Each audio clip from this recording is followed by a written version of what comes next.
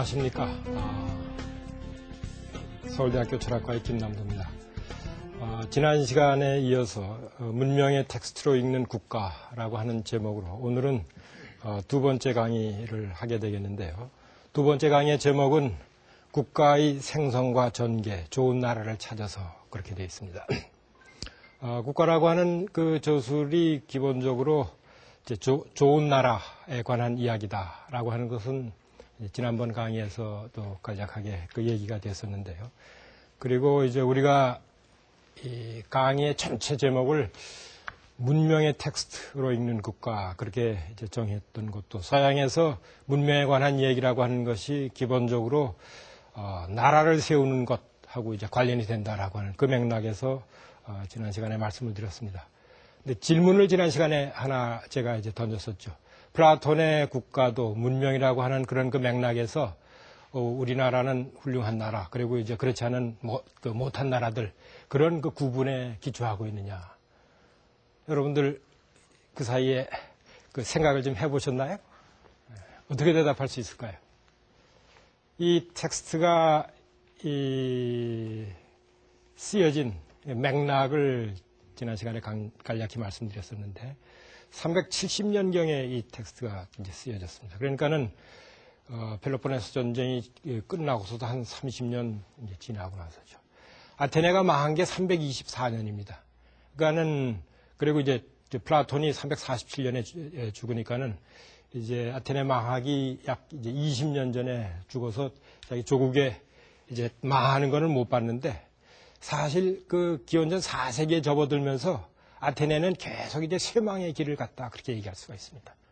그러니까는 이 책이라고 하는 게 나라가 잘 될 때 우리나라 이렇게 훌륭하다라고 하는 그 얘기를 쓴 게 아니라 나라가 망해갈 때 이 망해가는 나라를 어떻게 구할 거냐, 어떻게 다시 소생시킬 수 있느냐라고 하는 그 물음을 가지고서 씌워진 책이다 그렇게 얘기할 수 있습니다.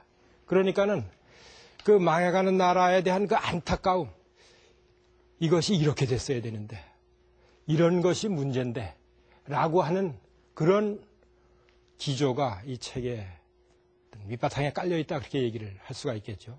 따라서 이렇게 훌륭한 나라와 그렇지 못한 여러 다른 나라들이라고 하는 것이 이 책의 기조가 아니라 나라가 이렇게 됐어야 되는데 그렇지 못했다라고 하는 그런 어떤 이 안타까움의 톤, 그것이 이 책의 밑바탕에 깔려있는 어떤 그 분위기다 그렇게 얘기를 할 수가 있습니다.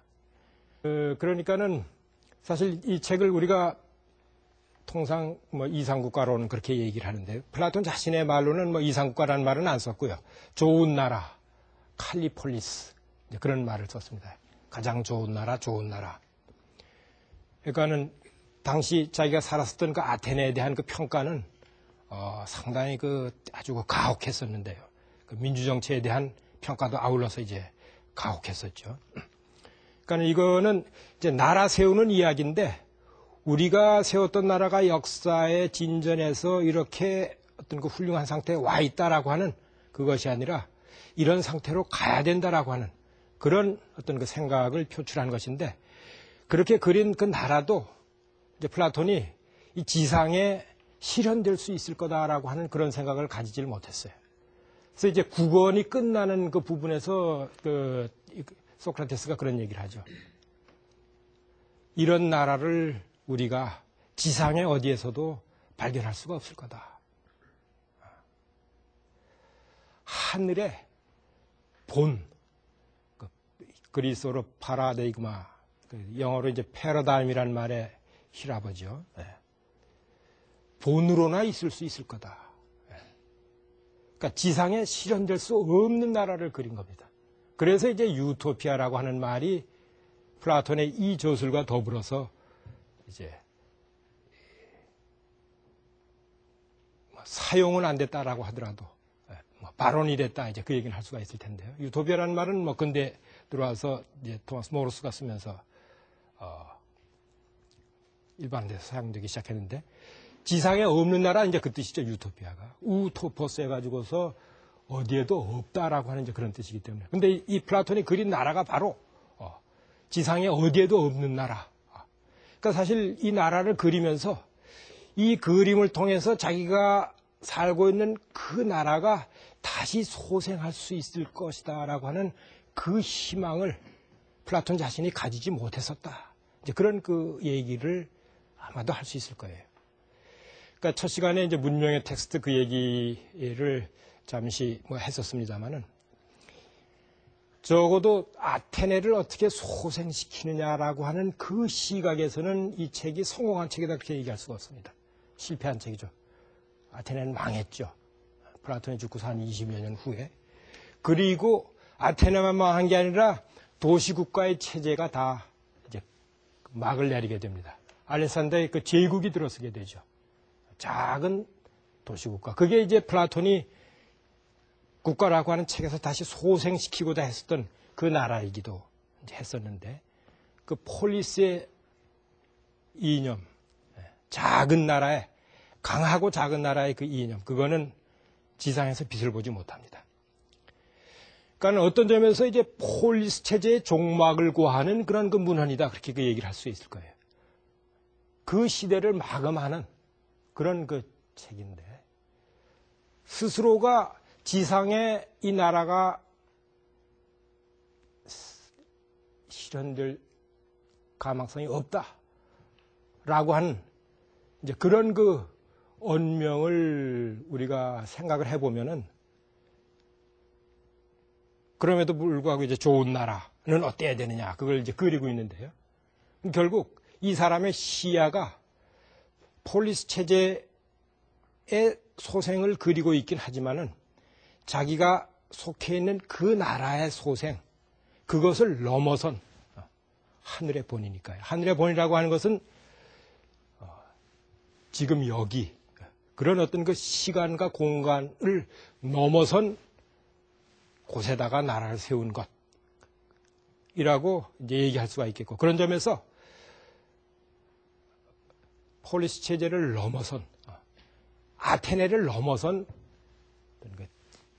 시야에서 더 먼 세계를 바라보면서 이 책을 썼다. 그렇게 얘기를 할 수가 있겠고, 그런 점에서 그 이후에 사실 이제 서양 세계에서 최초의 그 정치 철학서다. 그렇게 얘기할 수가 있을 텐데, 이 책이. 뭐 오늘날까지도 지속적으로 이제 영향을 미치고 있는 책인데, 바로 어떤 점에서 이 책이 그렇게 영향을 미치고 있느냐, 그걸 이제 우리가 이 책을 읽으면서 같이 한번 이제 탐색해 볼 일인데, 플라톤의 그 아이디어는 어떤 이 아테네를 대상으로 하고 있지만은, 조국이었었던 아테네를 넘어선 시야 속에서 진행이 되고 있다. 그렇게 얘기를 할 수가 있습니다. 오늘 우리가 이제 같이 한번 검토해 볼 그 부분은 2권부터 4권까지인데요. 이 부분은 이제 국가의 생성, 그다음에 발달, 그리고 이제 우리가 얘기하는 플라톤의 이제 좋은 나라의 그 진전 과정이 그려지는 그런 그 부분이라고 할 수가 있습니다. 지난 시간에 이제 이 긴 얘기의 발단이 됐었던 것이 전통적인 어떤 이 정의에 대한 검토 과정, 그 다음에 그 당시 시민 계급의 이해를 대변하는 사람으로서 이제 트라시마코스라고 하는 그 사람의 정의에 대한 입장. 옳지 못하게 사는 사람이 더 잘 산다, 더 행복하다라고 하는 그 견해를 우리가 그대로 받아들일 수 있는 것이냐, 그 기조 위에서 우리가 우리의 나라를 계속 이끌어 갈 수가 있는 것이냐, 도대체 정의라는 게 뭐냐, 거기서 시작됐다라고 했죠. 그래서 이 사람 이제 얘기도 아주 이제 기본적인 것에서 시작합니다. 도대체 나라라는 게 뭐냐, 그 나라에 왜 정의가 있어야 되느냐, 기본적인 물음서부터 시작하는데요. 그러니까는 이 사람의 이제 대답은 이 트라시마코스에 대한 이제 응대고 이제 반박인데, 올바른 사람이 잘 살고 행복한 삶을 영위할 수 있다. 올바른 나라가 훌륭한 나라다. 잘 되는 나라다라고 하는 이제 그 얘기를 이제 하려고 하는 것이죠. 그러기 위해서는 도대체 나라라고 하는 게 뭐냐? 왜 나라가 생기느냐? 나라가 어떻게 진전되는 것이냐? 그리고 어떤 조건이 갖춰질 때 그 나라가 좋은 나라라고 할 수 있느냐? 그것을 기본적인 물음에서 시작해서 검토를 해볼 필요가 있겠다라고 해서 이제 얘기가 진전이 되겠죠. 오늘은 텍스트를 읽는다라고 하는 그 제목에 맞게 지난 시간보다는 많이 살펴볼 그 기회를 가지는 게 좋을 것 같은데, 여러분들 그 스크립트의 이제 첫 부분, 이게 이제 나라가 어떻게 생성되느냐라고 하는 부분에 관한 발췌인데요. 누가 이 소크라테스하고 글라우콘 입장에 대해서 읽어봐 주시겠습니까? 그런데 내가 생각하기로는 나라가 생기는 것은 우리 각자가 자족하지 못하고 여러 가지 것이 필요하게 되기 때문일세. 아니면 자네는 나라를 수립시키는 기원으로서 다른 무엇을 생각하는가? 다른 어떤 기원도 없습니다. 그러니까 바로 이런 경위로 해서, 즉 한 사람이 한 가지 필요 때문에 다른 사람을 맞아들이고 또 다른 필요 때문에 또 다른 사람을 맞아들이는 식으로 하는데, 사람들에겐 많은 것이 필요하니까 많은 사람이 동반자 및 협력자들로서 한 거주지에 모이게 되었고, 이 공동생활체에다 우리가 나라라는 이름을 붙여주었네. 안 그런가? 그렇고 말고요. 한 사람이 다른 사람과 서로 나누어주거나 받거나 할 경우 그들이 정작 그러는 것은 그게 자기를 위해서 더 좋다고 생각해서겠지? 물론입니다.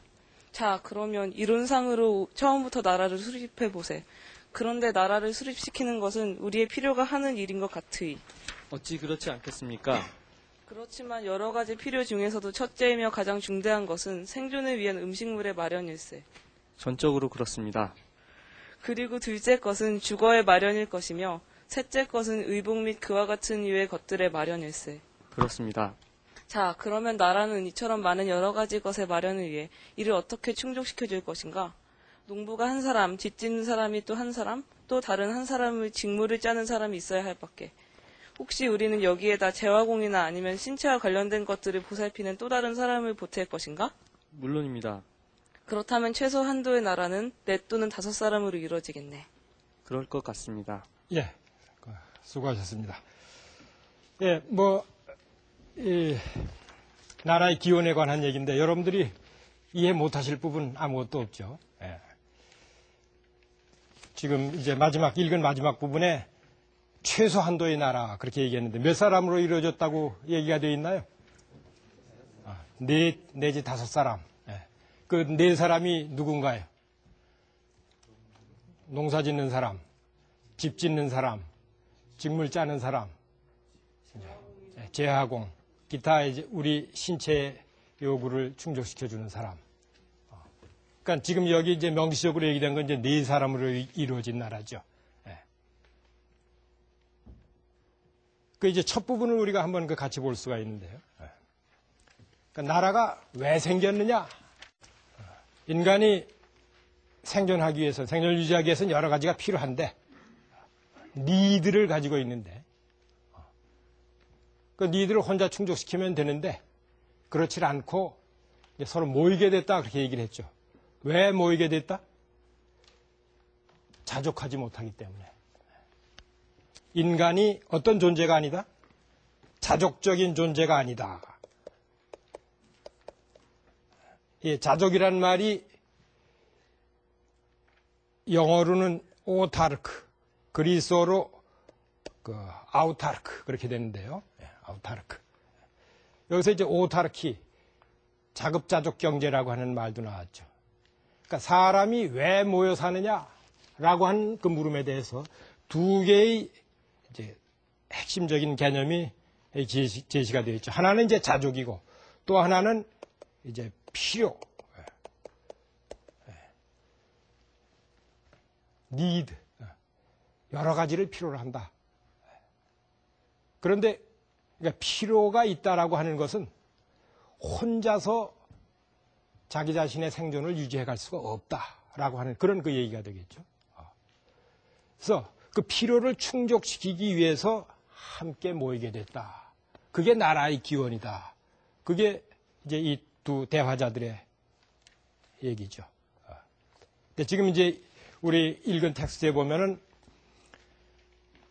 바로 그런 경위로, 즉 필요한데 자족적이지 못해서 한 사람이 한 가지 필요 때문에 다른 사람을 맞아들이고 또 다른 필요 때문에 또 다른 사람을 맞아들이는 식으로 이제 사람들이 모이게 됐는데, 거기 이제 모인 사람들은 동반자 및 협력자로서 한 거주지에 모이게 되고, 그 이제 함께 모이게 된 그 생활 공동체, 공동 생활체에 우리가 폴리스, 나라라고 하는 이름을 붙였다. 그렇게 되어 있죠. 예. 그리고 이제 그 바로 밑에 보면은 왜 그렇게 이제 모였느냐. 당연한 얘기였는데, 그런 방식으로 사람과 사람들이 서로 나누어 주거나 받는 것이 각자 자신에게 더 좋다고 생각해서 그랬다. 그렇게 얘기가 나왔죠. 그러니까는 왜 모이느냐. 그게 좋다고 생각해서. 무엇에 좋다고? 자기 자신의 생존을 유지하는데, 생존 유지에 필요한 need, 필요를 충족시키는데, 즉 자기 자신의 불완전함, 자족하지 못함을 제거하는데 함께 모여 사는 것이 더 좋다고 생각해서 모이게 됐고, 그렇게 모여 사는 그 공동생활체에 나라라고 하는 이름을 붙였다.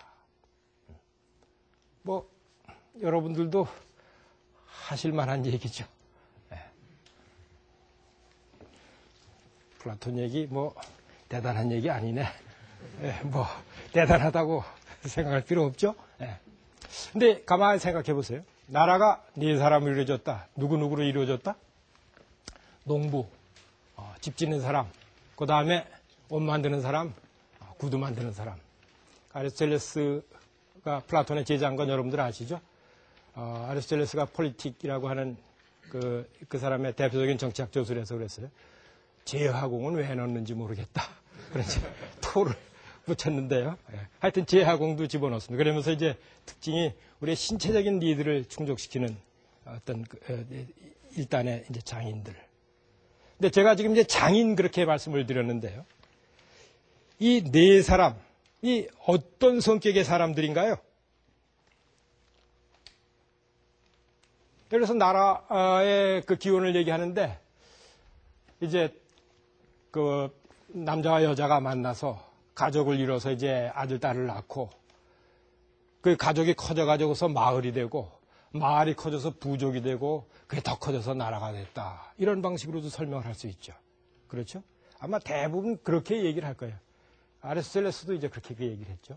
근데 이 플라톤의 최초의 국가의 그림은 그런 어떤 그 나라의 그림하고 비교해 보면은 좀 특이하죠. 처음 모인 사람들이 누구예요?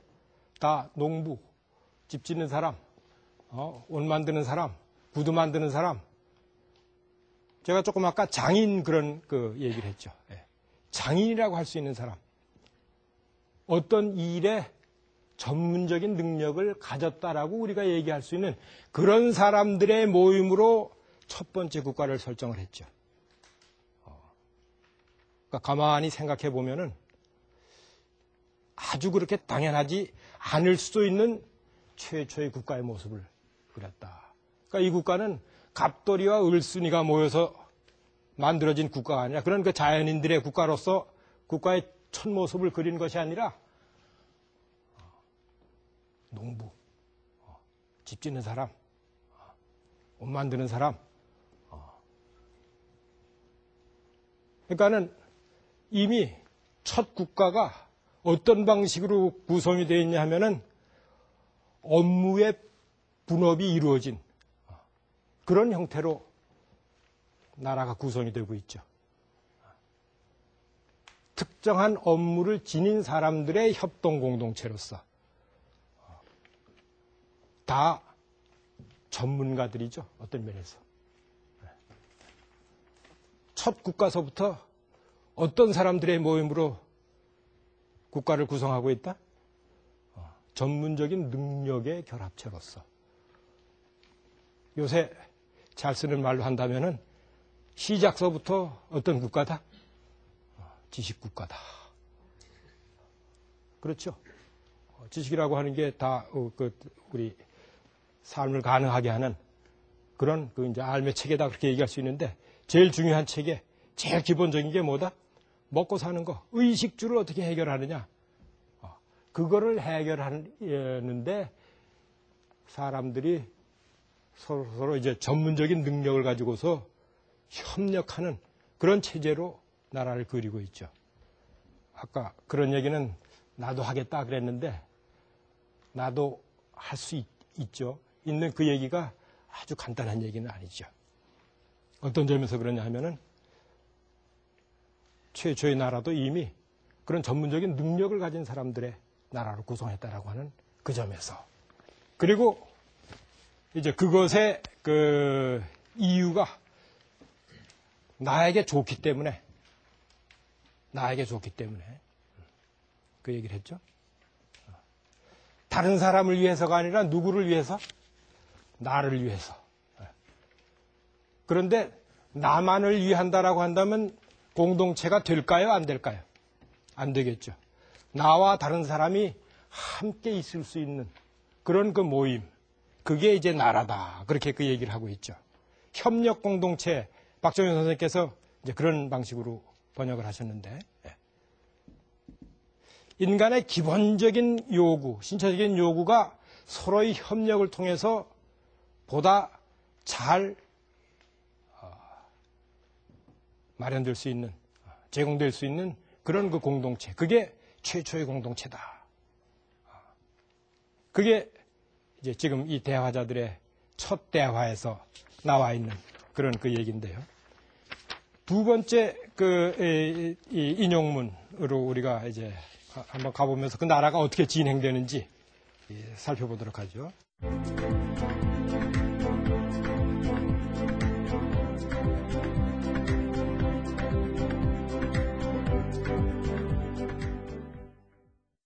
거기도 이제 소크라테스하고 이번엔 글라우콘이나 아데만토스 얘기인데요. 누가 한번 읽어주시겠습니까? 예. 그렇다면 다음은 어떤가? 이들 한 사람 한 사람은 자신의 일을 모두를 위한 공동의 꽃으로 제공해야만 하는가? 이를테면 한 사람인 농부는 네 사람을 위한 식량을 마련해야만 하고 또 그 식량의 마련을 위해 4배의 시간과 노고를 바치고서 그걸 다른 사람들과 나누어야만 하는가?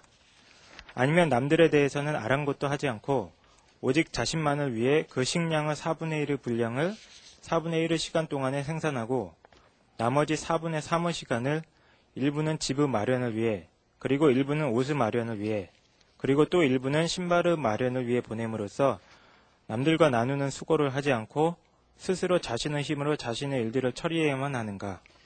소크라테스 선생님, 아마도 그 편보다는 먼저 말씀하신 편이 더 수월할 것 같습니다. 그건 단연코 조금도 놀랄 일이 못 되네. 자네가 말하고 있는 동안에 나도 이런 생각을 했으니까. 첫째로 우리 각자는 서로가 그다지 닮지를 않았고 각기 성향에 있어서 서로가 다르게 태어나서 저마다 다른 일에 매달리게 될 것이라는 걸세. 혹시 자네에겐 그렇게 생각되지 않는가? 제겐 그렇게 생각됩니다. 이로 미루어 볼진데 각각의 것이 더 많이, 더 훌륭하게 그리고 더 쉽게 이루어지는 것은 한 사람이 한 가지 일을 성향에 따라 적기에 하되 다른 일들에 대해서는 한가로이 대할 때 있어서이네. 전적으로 그렇습니다. 예, 수고하셨습니다. 예, 지금 이제 이 부분에서 두 사람 사이에 이루어지고 있는 그 대화는 이제 최초의 나라가 이루어졌는데 그 나라가 이제 어떤 방식으로 조직돼야 되느냐, 일이 어떤 방식으로 나누어져야 되느냐에 관한 그 얘기가 진행이 되고 있죠. 예.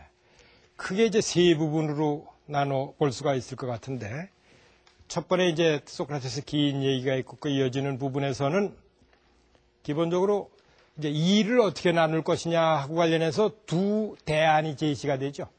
두 대안이라는 게 어떤 건가요? 하나는 분업화된 그런 그 체제를 가진 사회고, 하나는 각자가 자기가 필요한 것을 다 이제 조달하는 두 대안이 얘기가 되어 있죠. 근데 이 나라가 맨 처음에 농부, 집 짓는 사람, 옷 만드는 사람 이런 방식으로 모였다라고 하는 그 이야기 속에 이 두 대안 가운데서 어떤 것이 선택되느냐가 이미 대답이 됐다 그렇게 얘기를 할 수가 있겠죠. 예. 지금 이 텍스트에서도 먼저 말씀하신 편이 더 수월할 것 같습니다. 이런 방식으로 아데이만토스가 대답을 하죠.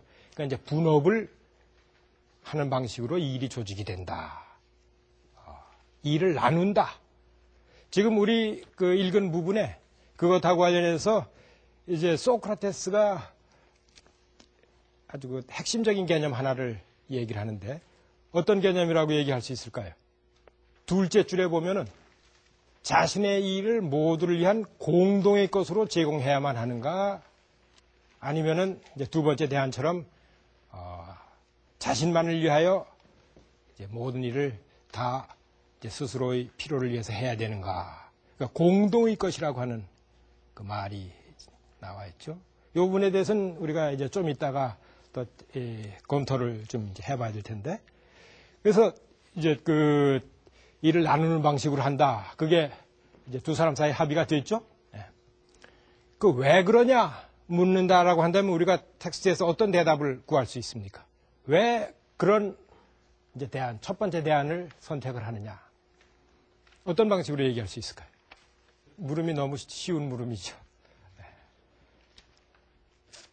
두 가지 대답이 가능한데 하나는 바로 이어서 아데이만토스가 얘기하고 있죠. 소크라테스 선생님, 아마도 그 편보다는 먼저 말씀하신 편이 어떨 것 같다? 수월할 것 같다. 더 쉬울 것 같다. 무엇에 더 쉽다라는 얘기가 될까요? 자신의 부족함을 제거하고 자신의 필요를 충족하는데 그게 더 수월한 방도일 것 같다. 그런 그 얘기가 되겠죠. 그러니까 왜 분업의 체제를 택하느냐. 그게 더 수월하기 때문에 그게 이제 우리 텍스트에 주어진 대답이죠. 그러면서 왜 그것이 더 수월하냐. 왜 첫 번째 선언지가 그 대안이 선택되어야 되느냐라고 하는 것에 대해서 그 다음 이어지는 문장에서 얘기가 되고 있죠. 우리 각자는 서로가 그다지 닮지를 않았고 각기 성향에 있어서 서로가 다르게 태어나서 저마다 다른 일에 매달리게 될 것이라는 걸세. 이렇게 되어 있죠. 그러니까는 타고난 소질과 성향, 자질이 같질 않다. 그래서 어떤 사람은 집을 더 잘 짓고 어떤 사람은 더 세밀하게 옷 짜는 일에 적합하고 어떤 사람은 구두를 더 잘 만들고 타고난 소질이 틀리기 때문에 다른 일을 받는다. 그러니까는 분업을 한다라고 할 때 당연히 이제 이런 질문이 제기되지 않겠어요? 무엇에 따라서 어떤 사람한테 일이 주어지느냐. 지금 이 부분의 대답은 그 사람이 타고난 소질이 어떤 것이냐. 그 사람이 잘하는 것을 그 사람에게 하게끔 한다. 그게 이제 이유로 주어져 있죠.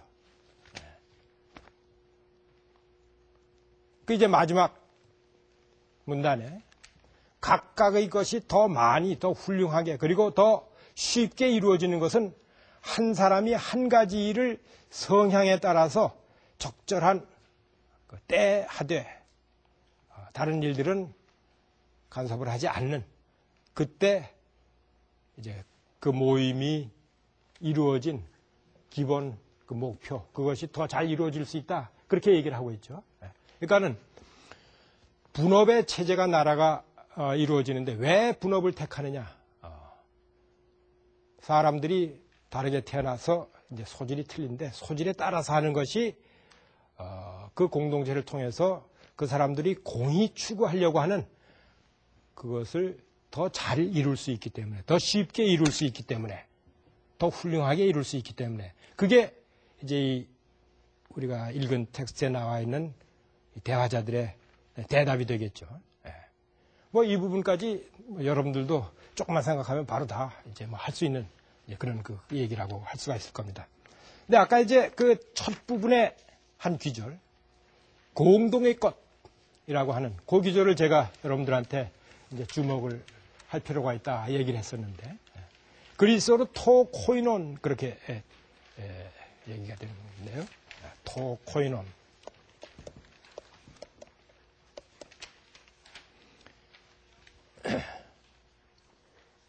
공동의 것, 우리말로 그렇게 이제 번역이 되어 있죠. 공동의 것.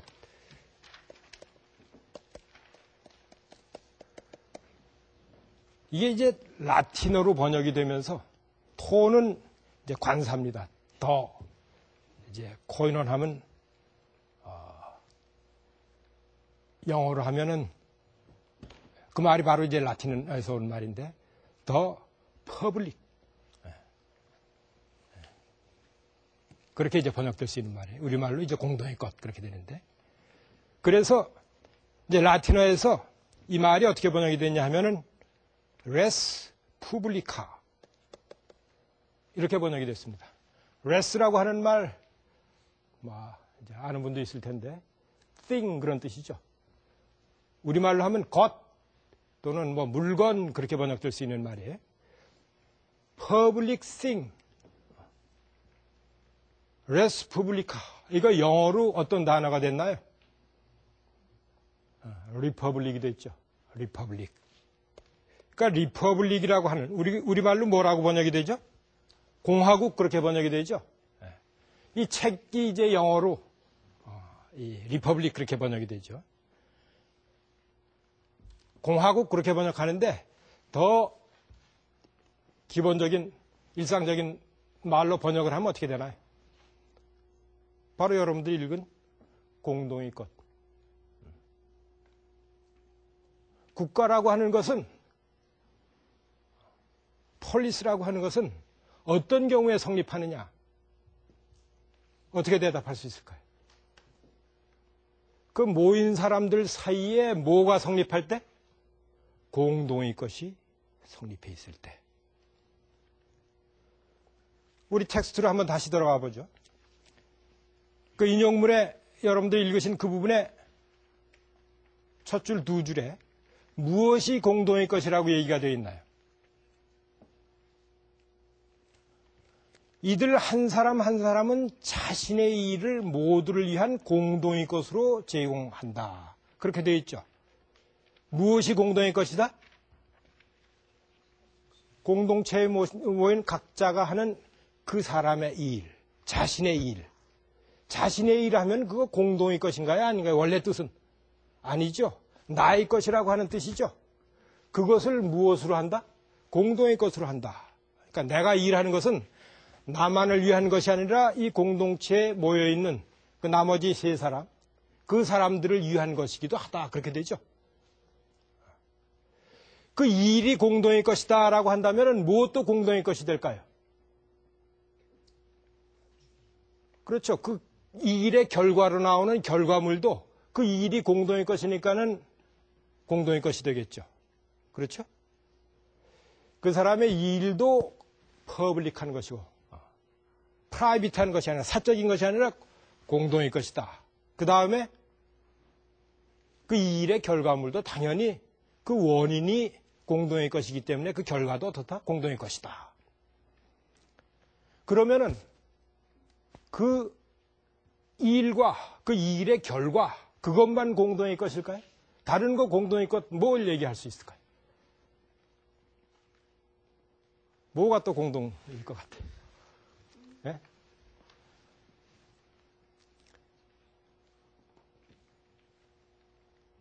그 대답도 아주 복잡하고 어려운 건 아니죠. 그것이 개인의 것이 아니라 모두의 것, 공동의 것이라고 규정하는 그 룰, 그 규칙, 그거 공동의 것일까요? 아닐까요? 그게 공유가 돼야지 그 사람의 일도 공동의 것이고 그 결과물도 공동이다. 그렇게 얘기할 수가 있겠죠? 그렇겠죠. 네가 일해서 네 필요한 건 너만 쓴다가 아니라 농사 짓는 사람이 짓는 그 농사하는 일 그리고 그 일의 결과물 그게 어떻다? 모두의 것이다. 라고 규정하는 그 룰, 그 공동의 것이죠. 그러니까 이 공동체는 최초의 공동체인데 무엇을 공동의 것으로 갖냐 하면은 그런 방식으로 일을 하고 일을 나누고 소출을 나눈다라고 하는 그 규칙을 공동의 것으로 가지게 되죠. 그 법을, 그 노모스를 공동의 것으로 가지게 되죠. 어떨 경우에 공동체가 성립하느냐. 지금 이 짤막한 규절에 얘기가 되어 있죠. 무엇이 성립할 때? 공동의 것이 성립할 때. 그 공동의 것, 지금 여기서 일로 규정이 됐는데 그 일을 공동의 것으로 규정하는 그 규정, 그 법, 그것을 공동의 것으로 가질 때 그게 공동체다. 그것을 정해놓고서 다 안 지킨다. 그 공동체야 아니에요. 공동체가 아니죠. 그러니까 그 법을 어긴다라고 하는 것은 무엇의 근거를 없애버리는 건가요? 공동체의 근거를.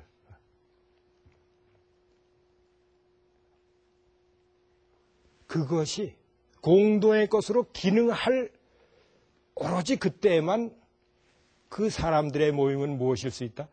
공동체일 수 있다. 근데 사실 이제 공동체라고 하는 게 뭐 여러 가지가 있죠. 이제 앞에 학생 셋이서 우리 토요일마다 모여서 뭐 관악산 가자. 그래서 등산 공동체를 만들었다. 거기도 당연히 이제 룰이 있겠죠. 뭐 9시까지 뭐 관악산 전문 앞에서 모인다. 그다음에 도시락은 누가 준비하고 일정은 누가 짜고 뭐 등등. 그것도 공동체죠. 거기도 룰이 있고. 그러니까 뭐 이 공동체 대단한 공동체가 아니라 뭐 그런 그 공동체에서도 비슷한 얘기를 다 할 수 있죠. 거기도 공동체인 한 뭐가 있다? 공동의 룰이 있다. 규칙이 있다. 이제 우리가 그 다음에 던질 수 있는 말이 지금 여기 이제 국가의 성립, 도시의 성립 그렇게 얘기했는데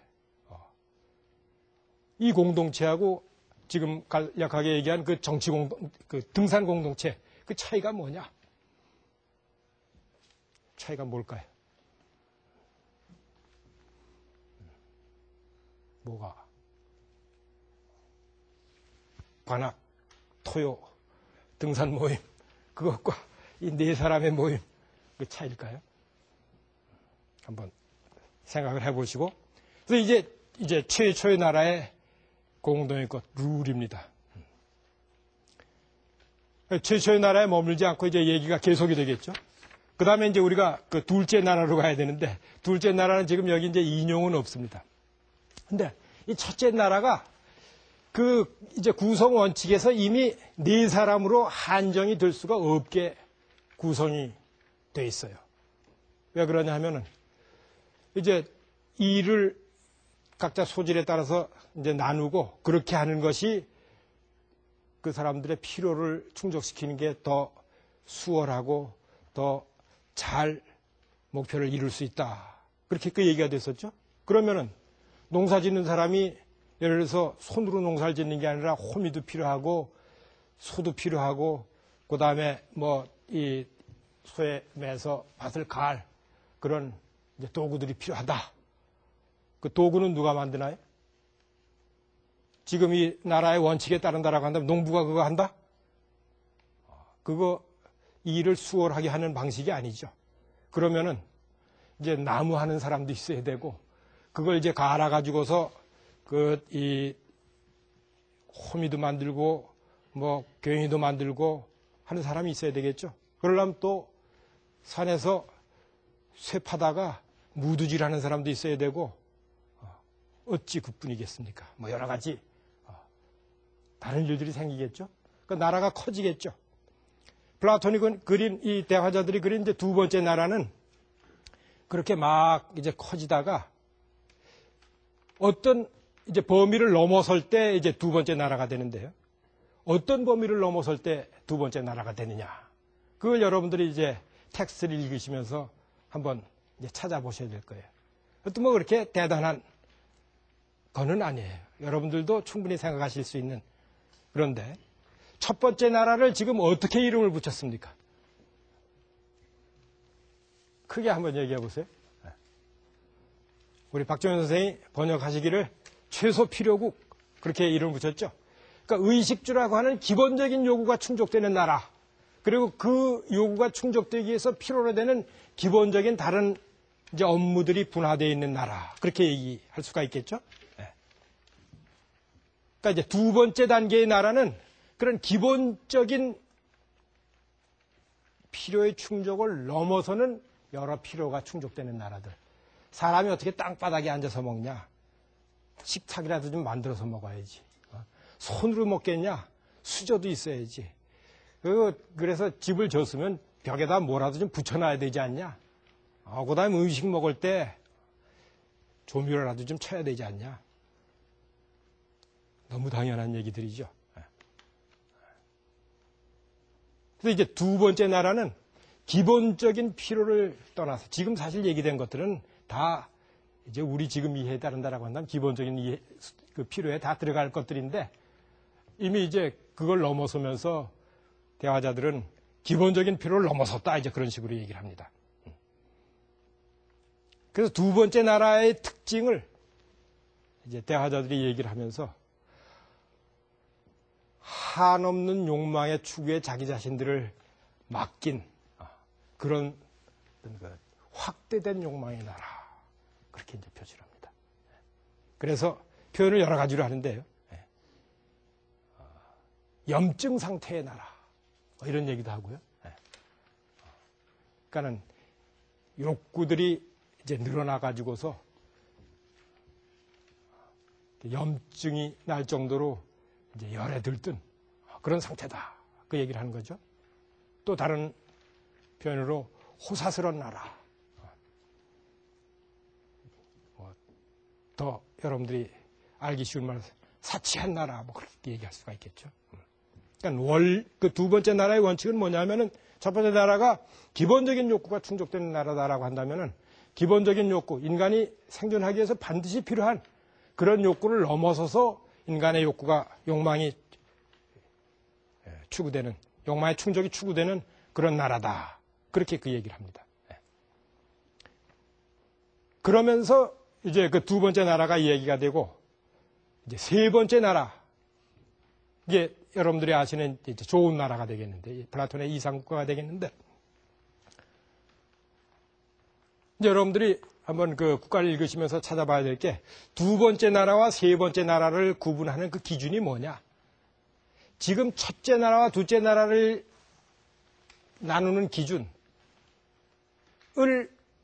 우리가 이미 얘기했기 때문에 두 번째 나라와 세 번째 나라를 가르는 기준이 뭐냐라고 하는 그 대답이 이미 어느 정도 이제 주어졌다 그렇게 얘기할 수 있는데요. 물론 그 기준을 넘어서 이제 다른 여러 가지 특징들을 세 번째 나라가 가지게 되죠. 플라톤의 이상국가라고 하는 것이 바로 그 세 번째 나라입니다. 그 부분의 이제 얘기는 우리가 시간이 없어서 이제 같이 읽어보진 못하겠는데요. 플라톤이 이제 그 3권에서 두 번째 나라의 그 한량없는 욕망에 어떤 그 한계가 주어진다. 절제라고 하는 그런 그 원칙이 이제 도입이 될 때 이제 세 번째 나라로 넘어가게 됩니다. 그럼 이제 욕망의 한도가 주어져야 된다. 이제 그 얘기를 하는 것인데 당연히 제기되는 물음이 그 한도의 기준이 어디서 주어지느냐? 왜